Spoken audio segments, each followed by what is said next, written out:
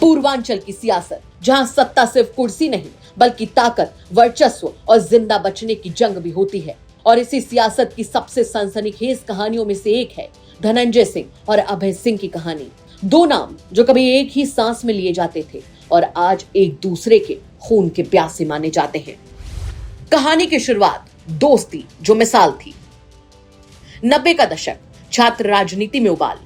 पूर्वांचल की गलियों में दो युवा चेहरे तेजी से उभर रहे थे। नाम धनंजय और अभय। दोनों में एक जैसी आक्रामकता, एक जैसी महत्वाकांक्षा और सबसे बड़ी बात, एक दूसरे पर अटूट भरोसा। लोग कहते थे कि अगर एक खड़ा है तो दूसरा पीछे ही खड़ा मिलेगा।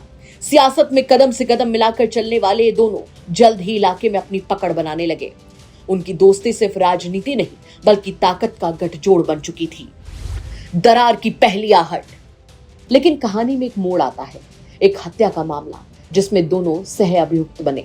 यहीं से शुरू हुई वो खामोश दरार जो बाहर से नहीं दिखती थी लेकिन अंदर ही अंदर सब कुछ तोड़ रही थी। भरोसा कमजोर पड़ा, शक ने जगह बना ली और फिर वो दोस्ती जो कभी ताकत थी धीरे धीरे बोझ बनने लगी। 2002 वो रात जिसने सब कुछ बदल दिया। साल 2002, जगह वाराणसी।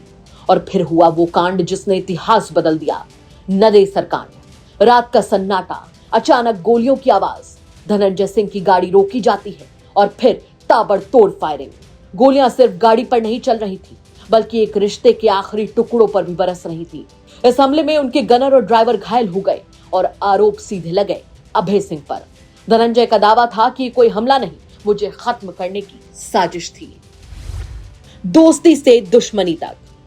उस रात के बाद सब कुछ खत्म हो चुका था। दोस्ती, भरोसा, साथ, सब कुछ गोलियों की आवाज में दफन हो गया। अब दोनों आमने सामने थे, सियासत में भी और जिंदगी में भी। धनंजय का आरोप था कि अभय ने कई बार उन्हें खत्म करने की कोशिश की। टकसाल सिनेमा के पास हुआ यह हमला बढ़ती दुश्मनी की ताबूत में आखिरी कील ठोक गया। 24 साल का इंतजार, अब फैसला। यह मामला सिर्फ सियासत नहीं रहा, कानून के दरवाजे तक पहुंचा। 24 साल, गवाह, बयान, तारीख पर तारीख और अब वाराणसी की एमपी एमएलए कोर्ट में वो दिन आ गया जब फैसला होगा। इस केस में मुख्य आरोपी अभय सिंह और पूरे पूर्वांचल की नजरें इसी फैसले पर टिकी हैं। अंत नहीं, एक नया अध्याय। ये कहानी सिर्फ दो नेताओं की नहीं है, ये कहानी है दोस्ती, विश्वासघात और सत्ता की। जहां एक वक्त पर हम साथ हैं का नारा था, आज वही बदल चुका है कि या तो वो या तो मैं। अब देखना यह है कि 24 साल पुरानी इस दुश्मनी को अदालत का फैसला क्या मोड़ देता है, इंसाफ या फिर एक और नई कहानी की शुरुआत। ब्यूरो रिपोर्ट, यूपी तक।